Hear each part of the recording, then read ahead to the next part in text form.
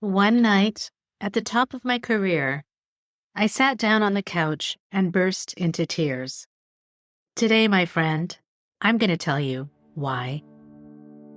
Welcome to the Midlife Reinvention Podcast, a podcast helping women in career and life transitions achieve clarity on their next steps so they can transform uncertainty into an energizing next chapter. I'm your host, Kavita Ahuja, and the founder of It's My Time Now Coaching. If you're wondering what's next in your career or life, you are in the right place. Through solo and guest episodes, you'll gain practical tips, tools, and inspiration to help you uncover blocks, gain confidence, and be, do, and have what you want.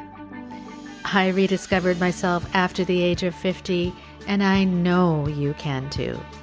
It's my time now to help you do just that. I'm so excited you're here. Let's dive in.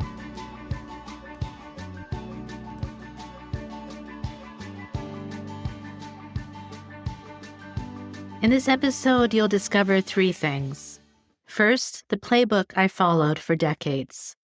The education, the career, the awards, the children, the marriage, the life everyone around me agreed was a good one. Second, the question one of my dearest clients, Jen, asked me, and the gremlins I'm finally ready to name out loud. The ones that started quietly years before I knew anything was about to change. And third, the moment those gremlins stopped being whispers and became impossible to ignore. So stay with me to the end, because by then I want you to have a question of your own, a question about a chapter of your own life that may look more right on the outside than it feels on the inside.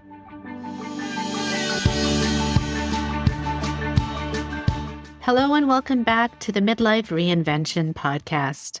It's your coach, Kavita. If you're new to this podcast, welcome to our family, and I do not take it lightly that you're here. If you've been listening for a while, I thank you so much for your loyalty and for coming back. You are tuning in to a new series called My Story. And although I'm sharing details of my story I really haven't shared before, this is really about you. Because if you're facing a transition in your life, whether that is a career transition or a life transition like an empty nest, a divorce, a health scare, or simply a feeling that something needs to change, please do listen to my story for glimpses of your own, and also for the mistakes I've made and learned from.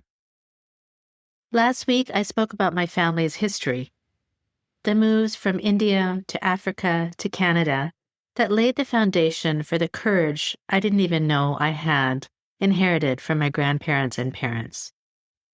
It was also about the values that built the foundation of my life. As Indians, and you don't have to be Indian to relate, our parents always instilled in us many different values. The strongest of which for me were hard work, family, respect for elders and other people. Those values were noble, and this next chapter is about how I followed them without question. You see, one of the values of hard work I understood was that you had to work hard and you had to sacrifice in order to succeed. Success was always tied to the outcome, whether that was money or status. Don't get me wrong, my parents were not obsessed with money or status, but they did struggle in the beginning of moving to a new country to find their footing. So they had to work really hard to put food on the table and a roof over their heads. And they did it beautifully. So in my mind, success equated achievements. It equated climbing higher, making more money, and getting recognized for my achievements. The value of family, of marriage and children was also ingrained in me and my sisters, and they were not going to have it any other way. So, as the youngest of three daughters, I was determined to educate myself. While my sisters got married at a younger age, My determination was in proving my worth through education and employment. When I was in high school, I loved biology. I loved really understanding how the body worked and how it was this vast system of homeostasis where if one thing went wrong, the body would compensate to make it better. I also really loved reading and writing. But when I was deciding what degree to get, my parents told me, "There's no money in writing. What are you going to do as a writer?" They said I should go into the sciences. At that time, I knew they would not agree for me to go into medicine or medical school because that was too long of a study, and I would be too old to get married. So, without knowing much, I applied for pharmacy school. We were living back then in Calgary, Alberta, which is in Western Canada, and at the time, we moved to Toronto. In those years, there was only one pharmacy school in Canada, and I didn't get in because of the fierce competition.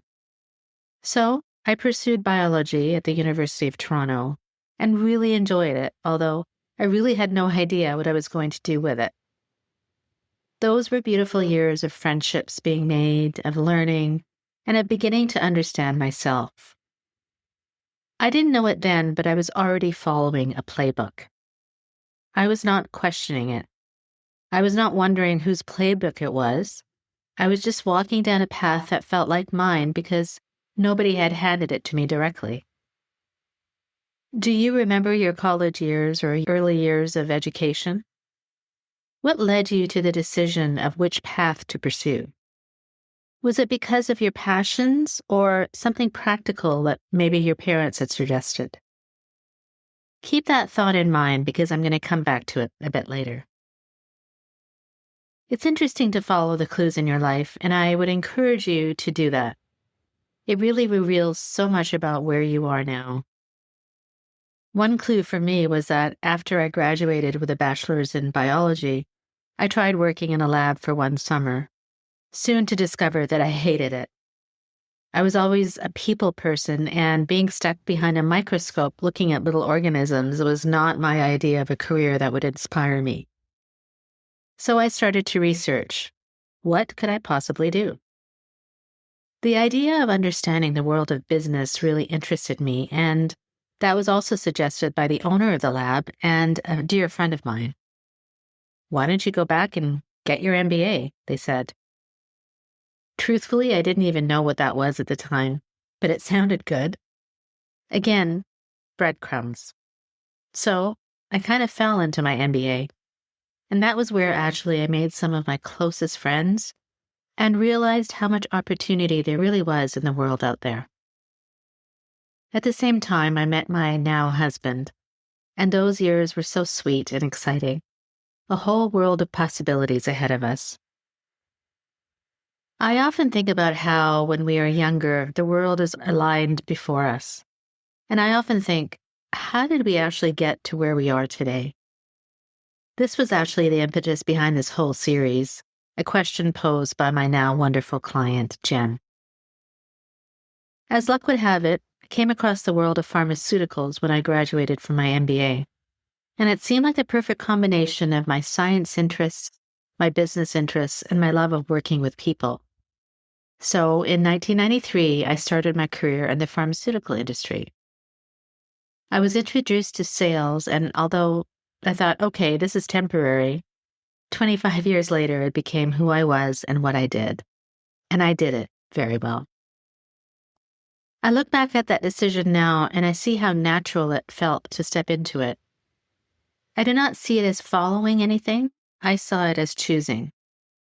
But that is the thing about the playbook. You do not see it while you're inside of it. What I loved most about that career was the interaction with my customers, really understanding their needs, finding solutions, forming relationships with both them and my colleagues. If I think about it now, this is still the heart of what I love. That human interaction which feeds me to this very day. I'd like to pause there and share something with you. Often, women come to me who are feeling stuck with their career or life, unsure of what is next, but knowing that they don't want to continue doing the thing they've been doing for the last 20 or 30 years. One thing I tell them is this: there was a reason you got into that, and there must be something you enjoyed about it. What was that? It doesn't mean that you have to continue doing that exact same thing, but what aspect about it did you love that you can carry into what you are shaping into now? So, my friend, in my 30s and 40s, I excelled at my work. I worked hard, the way I had been raised, to get the promotions, the raises, the recognitions, and I got them. I received not one, but 2 President's Circles awards for my achievements, which meant I was the top 1% of salespeople in Canada. Those awards took my husband and I to exotic trips, and I was literally at the top of my game. All the while I was juggling a move to Arizona, where we lived for 5 years, and I stayed home with my 2 boys when they were very young. Raising 2 demanding children with their sports and music and academic schedules, a busy social life, a husband whose work took him all over the world. If I look back at it now, oh my goodness, how did I do all of that? Those were the building years, and I'm sure you can relate. They were amazing years. I built great skills, deep friendships, made good money, and achieved so much. It was almost as if those years had been pre-written by the playbook handed to me when I was a teenager. I always say that every stage in our life builds us towards the next, and we should not reject any of it, even the years that hold hardships or heartbreak. They are teaching us something. So what was the problem then? Everything seemed perfect, right? The thing is, they were great. But I will never forget one day when I came home from work, took my son across the city to a squash practice, came home, made dinner, cleaned up, did more work, and at 11 p.m. threw myself on the couch with exhaustion and looked at my husband and burst into tears. I was running on autopilot, doing all the things I was supposed to do, being the good employee, the good mom, the good wife, the good friend. But somewhere along the way, I had forgotten who I really was. Maybe yours is not the couch. Maybe yours is the night you sit in your car in the driveway for 15 minutes before you walk inside. Maybe yours is the night you scroll your phone past midnight because going to bed feels like surrender. Maybe yours is the morning you cry in the shower so no one can hear. These are our couch moments. Mine just happened to be on a couch. My client Jen asked me about my gremlins. She asked me what my gremlins were during my transition. But the truth is, my gremlins did not start when the transition started. They started years before, in the chapter that looked exactly right. The gremlins sounded like this. When I asked myself, is this all there is? My gremlin replied, you should be more grateful. Everyone would kill for this life. You're just tired. Maybe in 5 years it will feel different. Maybe when the kids are older. Maybe after the next promotion. You see, my gremlins started surfacing way before I had any inkling that the work I was doing and the life I was living was fine, but not who I really wanted to be anymore. So what did I do? I dismissed them. I attributed them to hormones or burnout or stress. I told myself, this too will pass. The problem is what it cost me. Years of dismissing those internal signals that were trying to wake me up to make a change that inevitably I would make. I hear this too often in the women I coach. They have built a life of success, of achievements that look great on the outside, but inside they're slowly burning out or becoming dissatisfied or unhappy. Why? Because the passions which had built that stage of their life have changed, or worse, the passions they should have pursued have become buried under responsibilities, under what they should do versus what they really want to do. Last week, I told you about the girl I used to be, the dreamer, who read books past her bedtime, and who wrote stories on scraps of paper. Somewhere in the Playbook years of my corporate career, raising children, the busy household, that girl went quiet. Not because anyone silenced her, but because a Playbook did not have room for her. But I want you to hear this. That is perfectly okay. In our life's transitions, there is a time and place for everything. But what is not okay is if we forget about those dreams that we once had because we are comfortable, or because we don't want to hear the judgment of others, or the discomfort of making a change to finally pursue those dreams. As I reflect upon those beautiful years, there's a nostalgia in them. Years of being such a big part of my children's lives, years of growth and busyness and chaos that I sometimes truly miss. But I also know that I don't regret any of it. The different chapters and transitions in our lives are all meant to be cherished in their own ways. Let me get back to my gremlins now. The ones that slowly started the night I fell exhausted on the sofa. They became even more poignant the night I received my second President's Circle Award. In front of all those people, going up on the stage, being grateful for all of it, but inside something started to whisper. Is this the type of achievement that I really want? The one that makes me happy? These outside measurements of success? The whispers became questions. The questions became thoughts I could not unthink.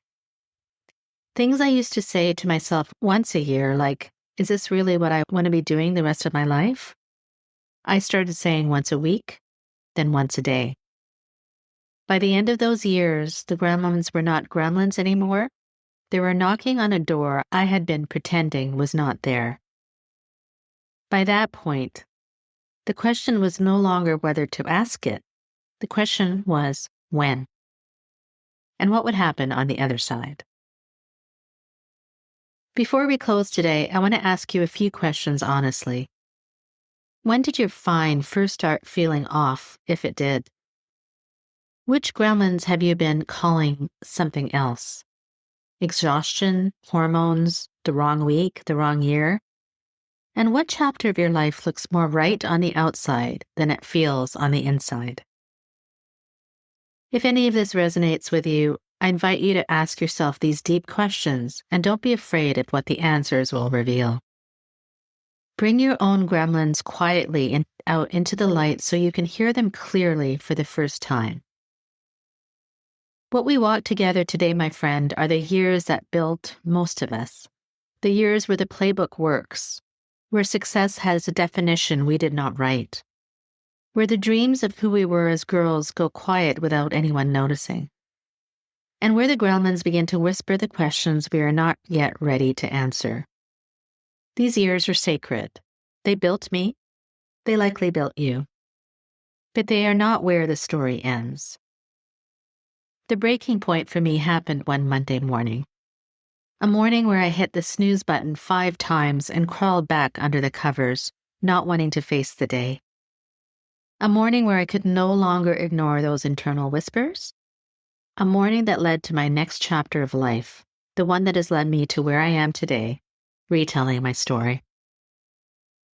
But before I take you there, I want you to hear from someone whose own story will sit in conversation with the one I have just shared.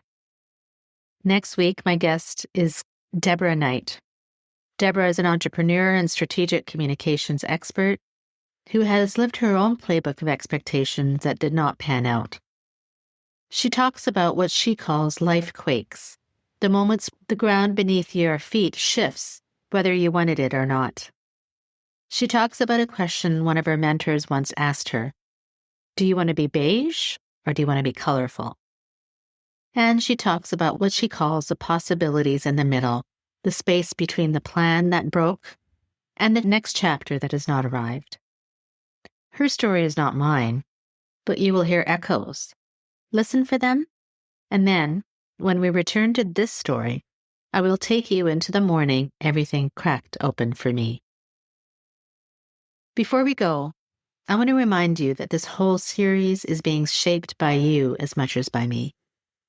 The gremlin question that opened the heart of today's episode came directly from my client Jen, who asked me what mine were during my transition. Her question literally opened up this episode. So if a question is rising within you, whether it's about your journey or my journey, the gremlins you're wrestling with right now, the chapter you are sitting in, the courage you're looking for, or anything in between, send it to me at kavita@itsmytimenowcoaching.com. I'm answering these listener questions throughout my story series, and your question may be the seed of an entire episode. Your story matters as much as mine, my friend. Make sure you're subscribed wherever you listen, because next week's conversation with Deborah is one you don't want to miss. And remember, you get to decide what comes next. So say it with me, and say it with confidence. It's my time now.